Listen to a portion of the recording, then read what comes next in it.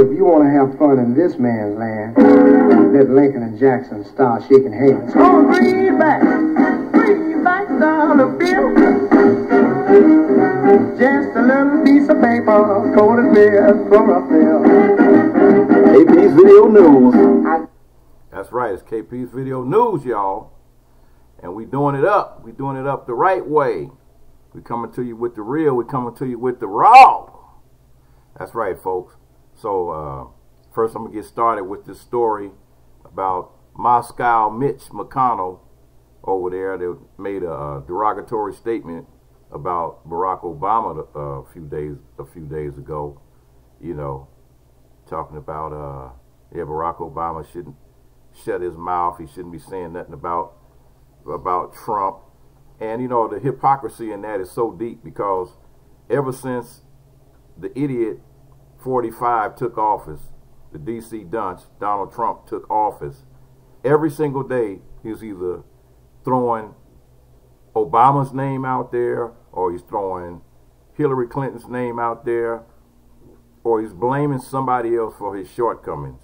And for Mitch to come out and say something like what Obama should do, after the 1,000, 2,000, 3,000 times that Trump has mentioned Obama's name and he hasn't said a word, he's the one that needs to shut his damn mouth.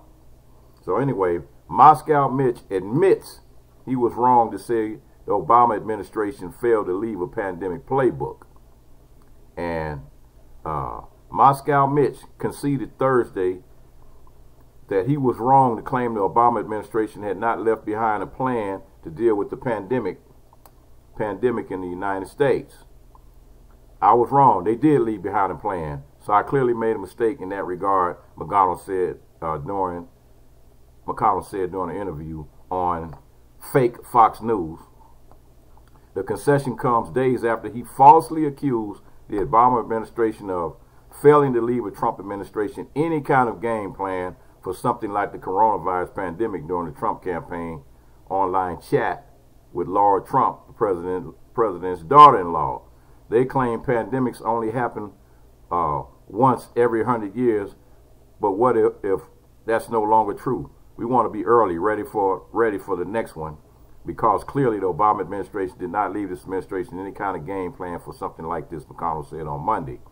In reality, former President Barack Obama's White House National Security Council left the Trump administration a detailed document on how to respond to the pandemic. Not only a document, they had also created a pandemic office, a department in the United States government to deal with these diseases. And the document, whose existence was publicly revealed by Politico in March, is called the Playbook for Early Response to High Consequence Emerging Infectious Disease Threats and Biological Incidents. The playbook contains step-by-step advice on questions to ask, decisions to make, and which federal agencies are responsible for what.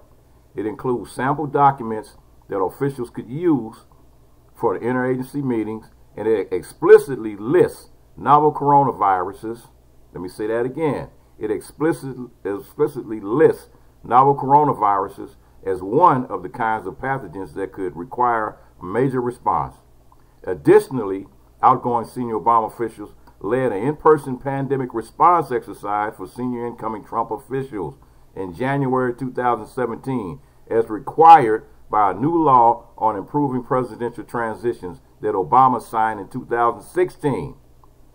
Last week, Obama described the Trump administration's coronavirus response as an absolute chaotic disaster during a private call with people who worked for him in the White House. Still, McConnell added that Thursday that as whether or not the plan was followed and who's the critic and all the rest, I don't have any observation about that, because I don't know enough about the details of that to comment on it in any detail. So these guys, man, are full of lies and they're full of crap. On one hand, you got him telling this lie. On the other hand, you got the DC dunce over there trying to make up some propaganda talking about the Obamagate It's something that don't even fucking exist. It's just total garbage. Don't forget, he threw that same garbage propaganda out there about Hillary Clinton, you know, talking that crap about lock her up, lock her up, lock her up, and his idiot minions fell for it. And he immediately after he was elected, the whole Hillary Clinton situation just disappeared and never said another word. So here we go. This story here is kind of, you know, it's kind of weird. But you have the deadly coronavirus is hitting women in prisons. Of course, we are frightened, one woman told the Huffington Post. And it's like, when Andrea Circlebear, a heavily pregnant 30-year-old from South Dakota, was sentenced to 26 months in prison for a drug-related offense, the prosecutor held her up as an example. Don't let yourself or your property get mixed up in the world of illegal drugs, the U.S. attorney involved in the case warned in a press release. It ends badly. For Circlebear, the prison stint was ultimately a death sentence. 11 days after arriving at the federal prison in Texas, she was transported to a hospital with a dry cough and fever. Her grandmother, Clara LeBeau, said Circlebear called her from a hospital bed, sounding confused and afraid. She was asking about her children, and I told her not to worry about them, that they were being well taken care of, LeBeau said in a phone call with Huffington.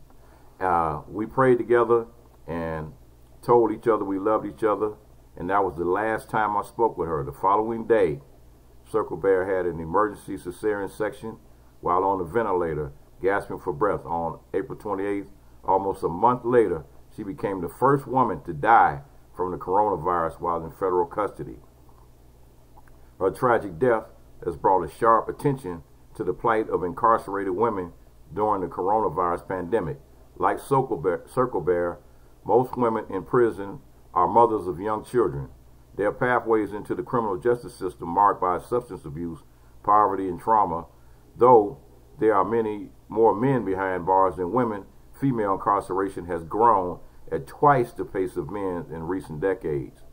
Since the outbreak started, the virus has spread silently and stealthily inside the jails and prisons. More than 2,700 prisoners have been infected and 370 have died, according to a tally kept by the COVID-19 Behind Bars Data Project.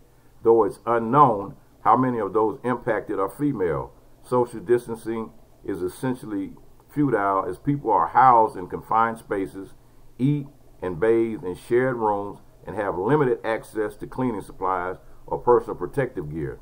Incarcerated women across the country have reported rampant illness, subpar medical care, and chronic undertesting. Being told to separate is impossible, one incarcerated woman in Florida stated.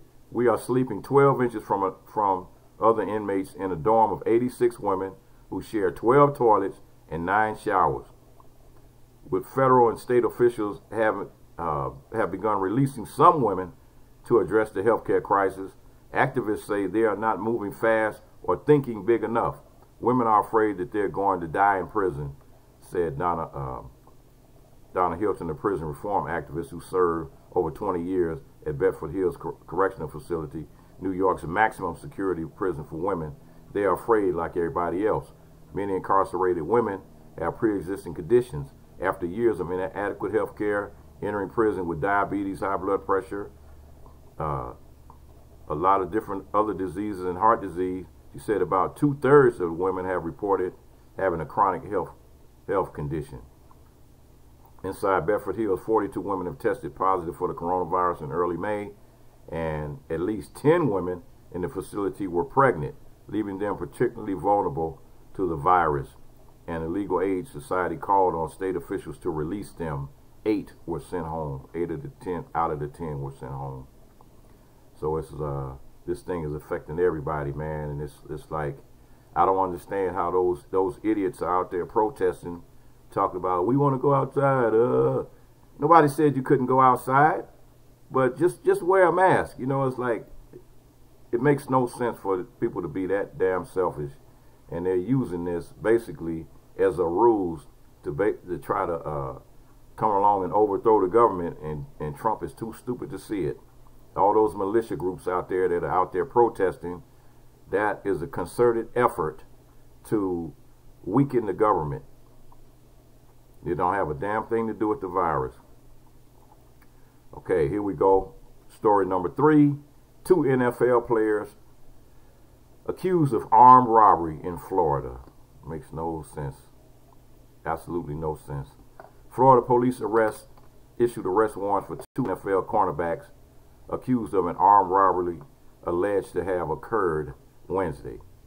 DeAndre Baker of the New York Giants and Quentin Dunbar of the Seattle Seahawks are wanted on 4 counts each of armed robbery with the firearm, Miramar police said Thursday. Baker is also wanted on 4 counts of aggravated assault. According to the warrant issued Thursday, the men were at a party in Miramar, that's down close to San Diego, California, on Wednesday evening when Baker instructed 2 men to take money and valuables from other people at the party. Dunbar is accused of assisting Baker on statements to police from a witness and 4 people described as victims. Their names were redacted in the warrant. The warrant said Baker was involved in an argument at a card table along with somebody identified as Shy. The 2 are alleged to have brandished their guns in a person's face after flipping the card table over. The warrant alleges that the 2 men took $4,000 in cash and a $17,000 Peugeot watch, and at least one of from one of those at the party. Another person claimed to have been robbed of $7,000 and a $25,000 Hublot watch. Authorities said. Authorities have said a victim told police of the meeting the 2 men had days previously at a party in Miami, where Dunbar and Baker were said to have lost $70,000. Attendees told police they were gambling at the party Wednesday night, authorities said.